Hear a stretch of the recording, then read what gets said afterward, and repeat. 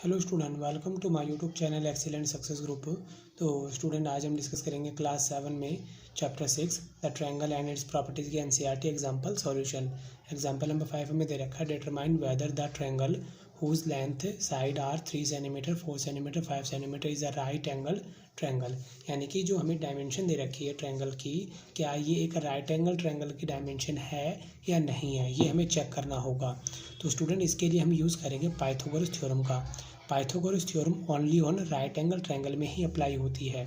ठीक है, इस थ्योरम के अकॉर्डिंगली देखो, जो 90 डिग्री के सामने वाली साइड होती है इसे कहते हैं हाइपोटेन्यूज। ठीक, जिस पे हमारा डायग्राम बना होता है उसे कहते हैं बेस। और जो 90 डिग्री की हाइट पे होती है, एल्टीट्यूड होती है, उसे कहते हैं परपेंडिकुलर। ठीक है, इन तीनों के अंदर तीनों में रिलेशन होता है। यहाँ लिखा मैंने परपेंडिकुलर। ठीक है, 90 डिग्री पे जो होता है उसे कहते हैं परपेंडिकुलर। तीनों में रिलेशन होता है। पाइथागोरस थ्योरम के अकॉर्डिंगली हाइपोटेन्यूज का स्क्वायर इक्वल होता है बेस का स्क्वायर प्लस में परपेंडिकुलर का स्क्वायर। और जो हाइपोटेन्यूज साइड होती है वो सबसे बड़ी साइड होती है। तो अगर ये एक राइट एंगल ट्रायंगल की साइड होगी तो जो सबसे बड़ी साइड है वो कौन होगी, हमारी 5 सेंटीमीटर होगी। बाकी बेस और परपेंडिकुलर दोनों में से आप जिस मर्जी को ले सकते हैं। मैं ले लेता हूँ बेस ले लेता हूँ 4 सेंटीमीटर और परपेंडिकुलर ले लेता हूँ 3 सेंटीमीटर। अगर पाइथागोरस थ्योरम को ये सेटिस्फाई कर देंगे तो ये एक राइट एंगल ट्रायंगल की साइड होगी। तो यहाँ मैं मेंशन कर देता हूँ इस चीज़ को कि hypotenuse is the largest side. Hypotenuse सबसे बड़ी साइड होती है, इसीलिए हम एच जो है वो किसको लेंगे, 5 सेंटीमीटर को लेंगे।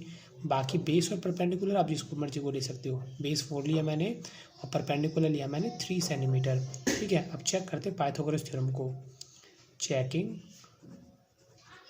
पाइथागोरस थ्योरम, जिसके अकॉर्डिंगली हाइपोटेन्यूज का स्क्वायर, परपेंडिकुलर का स्क्वायर प्लस में बेस का स्क्वायर, इस स्टेटमेंट को ट्रू करना ज़रूरी है। तो हाइपोटेन्यूज हमारी कितनी है यहाँ पे 5, परपेंडिकुलर कितना हमारा 3 एंड बेस हमारा कितना है 4। देखो ऊपर लगा है स्क्वायर, स्क्वायर का मतलब होता है इसी नंबर को इसी से मल्टीप्लाई करना है। तो 5 को 5 से करेंगे 25, 3 को 3 से करेंगे 9, 4 को 4 से करेंगे 16, दोनों को जोड़ा 25 आया।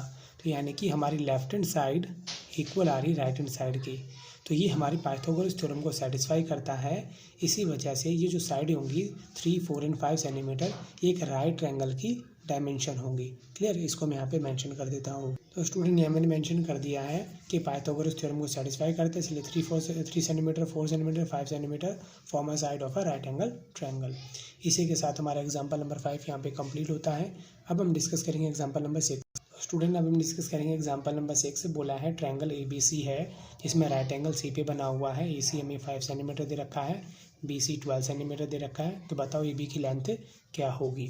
तो यहाँ पर मैंने लिखा इन ट्रायंगल ABC जिसमें C पे हमारा राइट एंगल ट्रायंगल है, AC हमें दे रखा है 5 सेंटीमीटर, BC हमें दे रखा है 12 सेंटीमीटर और AB हमें फाइंड करना है। तो इसके अंदर भी हम पाइथागोरस थ्योरम का ही यूज़ करेंगे। पाइथागोरस थ्योरम सिर्फ और सिर्फ राइट एंगल ट्रायंगल में ही अप्लाई होगी, बाकी किसी ट्रायंगल में अप्लाई नहीं हो सकती। तो यहाँ लिखेंगे बाय पाइथागोरस थ्योरम, जिसके अकॉर्डिंगली हाइपोटेन्यूज का स्क्वायर इक्वल होता है बेस का स्क्वायर प्लस में परपेंडिकुलर का स्क्वायर।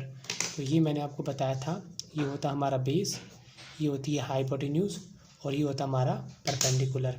क्लियर। तो हाइपोटेन्यूज कितनी दे रखी है हमें AB, तो यहाँ लिखा मैंने AB का स्क्वायर, बेस हमारा कौन है BC का स्क्वायर, परपेंडिकुलर कौन है हमारा AC, तो यहाँ लिखा AC का स्क्वायर।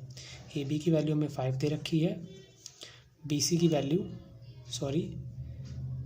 AB की तो हमें निकालनी है, तो AB तो एज इट इज़ रहेगा। हमें BC की वैल्यू गिवन है, कितनी है 12 है, एंड AC की वैल्यू कितनी दे रखी है 5 दे रखी है। यहाँ मैंने AB का AB रहने दिया। स्क्वायर का मतलब है 12 को 12 से मल्टीप्लाई करेंगे 144, 5 को 5 से करेंगे 25, दोनों को प्लस किया 169 आया। इस पे से स्क्वायर हटेगा तो सामने वाले पे जाएगा अंडर रूट। ठीक, अब 169 के करेंगे हम फैक्टर। 13 में इसका डिवाइड 13 आया, 13 में 13 का डिवाइड 1 आएगा, 13 इंटू 13। देखो इनका पेयर बन गया, पेयर में से एक ही नंबर बाहर आ पाता है। तो यानी हमारी AB की वैल्यू कितनी आ गई, 13 सेंटीमीटर निकल के आ गई। यही हमें फाइंड करना था। इसी के साथ हमारा एग्जाम्पल नंबर 6 यहाँ पे कंप्लीट होता है।